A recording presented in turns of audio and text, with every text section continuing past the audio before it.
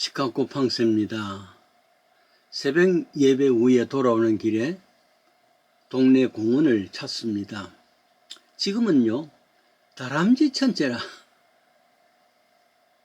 늦가을은 저들의 세상인가 봅니다. 공원에 떨어진 도토리가 지천으로 덮여 있으니까 아마 다람쥐가 저들의 세상인 줄 알고 말이죠. 근데요, 다람쥐는 도토리 3개, 4개만 먹어도 배가 부르답니다. 그러니까 그렇게 많은 것을 계속 왜 먹고 있는지, 그것은 남은 도토리들은 곳곳에서 땅을 파서 묻어둔답니다. 나중에 배가 고플 때에 꺼내 먹으려고 한 겁니다. 불행히도 말이죠, 다람쥐는 10개를 숨기면은 겨우 1개 정도는 기억하고 있을까? 그건 다 잊어버린답니다. 그 잊어버린 곳에서 나중에 적당한 온도, 적당한 물, 적당한 태양이 있으면 sak이 나고 자란답니다. 그것을 도토리 나무라 그러죠. 콘추리입니다. 콘추리. 어떤 때는 옥추리이기도 합니다. 도토리 나무만 그런 게 아니겠죠. 도토리 나무가 세계적으로 한 400여 종류가 있답니다. 그 중에 한국에도 6개 종류가 있다는데 각기 다른 이름으로 불립니다. 상수리나무, 참나무, 그 외에도 떡갈나무, 참갈나무, 굴참나무, 신갈나무, 이게 다 도토리 나무랍니다. 미국에도 그럽니다. 내가 가는 공원에는 어떤 때는 1000년이 넘은 같은 그런 떡갈나무가 있습니다. 그런데 지금도 도토리를 떨어뜨립니다. 이 도토리를 좋아하는 동물은 공원의 다람쥐만 아닙니다. 산의 산돼지가 그렇게 제일 좋아한답니다. 사람도 좋아하지요. 도토리를 가져와서 묵을 만드는 거 있지 않습니까? 근데 유독이 개는 싫어한답니다. 개밥에다가 도토리 몇 개 넣어주면은 다른 거는 싹 먹는데 용태도 도토리만 남는답니다. 그래서 개밥에 도토리라는 말이 나옵니다. 다 같은 음식인데도 좋아하는 동물도 있고 싫어하는 동물도 있단 말이죠. 제가 이렇게 도토리를 생각한 것은 떨어진 낙엽, 즉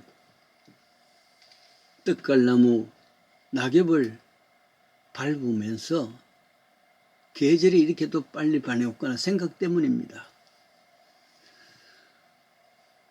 계절이 이렇게 빨리 바뀌어져서 이 떡갈나무 마저 떨어진 낙엽에 도토리를 몇 번 더 밟으면은 내 생에는 계절도 끝나는구나. 그 서글픈 생각 때문입니다. 사람에게도 사실은 4계절이 있습니다. 유년시기, 소년시기, 장년시기, 노년시기, 그거죠. 물론 소년시기와 장년기 사이에 청소년기도 있습니다. 청년시기. 그렇지만 소년기에 포함시킵니다. 생각해보면 떡갈나무의 4계절은 계속 돌아가서 다시 또 돌아오는데 인간의 4계절은 돌아가는 것이 아니라 일직선이라 하는 생각 때문입니다. 떡갈나무의 겨울이면 다시 봄이 와서 움텁니다. 근데 인간은 4계절 중에 맨 마지막 노년기가 지나면 그것으로 끝납니다. 시작을 다시 할 수가 없습니다.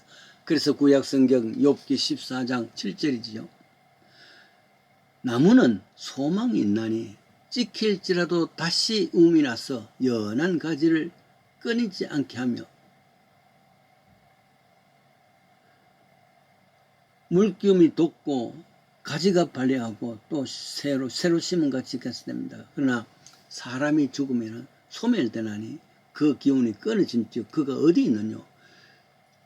떡갈나무의 4계절은 다시 4계절을 맞이할 수 있는 내년이 있지만은 사람의 4계절 끝나면 그것을 끊지 않는단 말이에요. 다음 계절이 있을 수가 없단 말이에요. 그래서 떡갈나무를 생각하면서 이런 나무를 생각했습니다.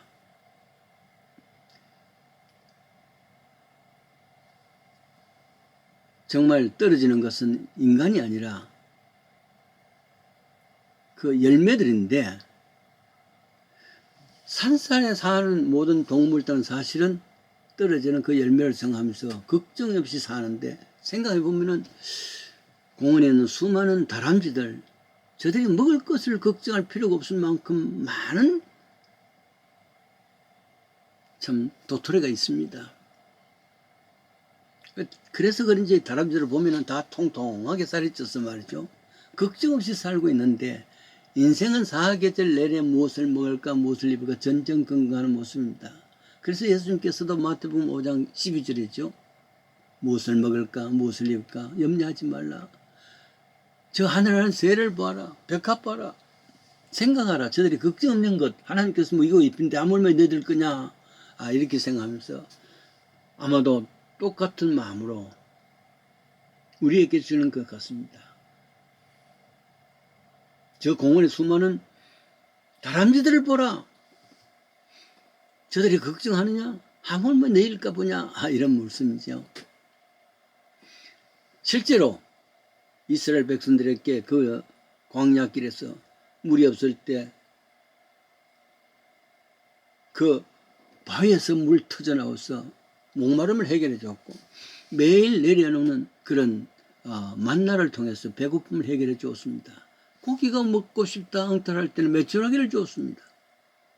단백질을 해결하는 것이죠. 저 다람쥐를 보라. 저 많은 도토리를 통해서 먹이시는 하나님께서 곳곳에서 상수리나무를 통해서 먹이시는데, 상수리나무 나귀를 밟으며 생각하는 하물며 너 인간일 뿐이야. 하늘에서 내린 만나는 무조건 많이 거두올 수는 없습니다. 기준이 있었습니다. 여기 많은 비밀, 만나의 비밀이 있습니다. 마치 뜨끌나무에서 떨어지는 도토리를 규칙이 있듯이 말이죠. 만나도 그랬습니다.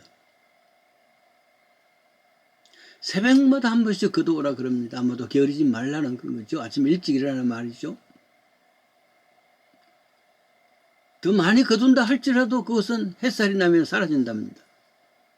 매일 새벽 예배를 참여해서 매일매일 말씀을 먹어야 된다. 그 영적 복음 배부름을 해결해라 그 말이겠죠.